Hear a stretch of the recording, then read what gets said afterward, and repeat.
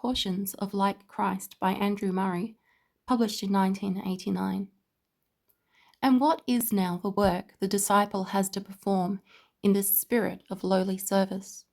The foot washing speaks of a double work, the one for the cleansing and refreshing of the body, the other the cleansing and saving of the soul.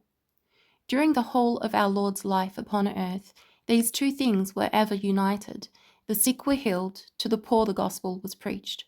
As with the paralytic, so with many others, blessing to the body was the type and promise of life to the spirit.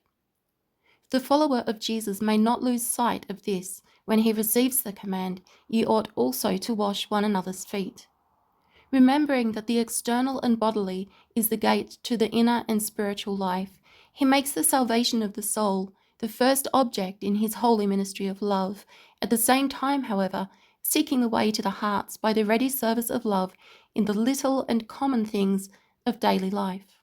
It is not by reproof and censure that he shows that he is a servant, no, but by the friendliness and kindliness with which he proves in daily intercourse that he always thinks how he can help or serve. He becomes the living witness of what it is to be a follower of Jesus. From such a one, the word, when spoken, comes with power and finds easy entrance. And then when he comes into contact with the sin and perverseness and contradiction of men, instead of being discouraged, he perseveres as he thinks with how much patience Jesus has borne with him and still daily cleanses him. He realizes himself to be one of God's appointed servants, to stoop to the lowest depth to serve and save men, even to bow at the feet of others, if this be needed.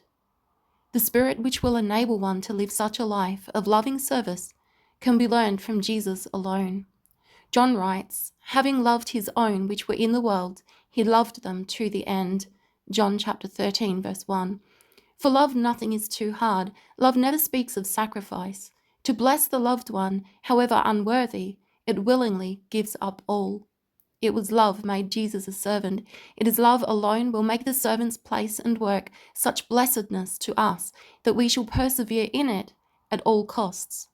We may perhaps, like Jesus, have to wash the feet of some Judas who rewards us with ingratitude and betrayal. We shall probably meet many a Peter who first, with his "never my feet," refuses, and then is dissatisfied when we do not comply with his impatient not only the feet but also the head and the hands. Only love, a heavenly, unquenchable love, gives us the patience, the courage, and the wisdom for this great work the Lord has set before us in his holy example. Wash ye one another's feet.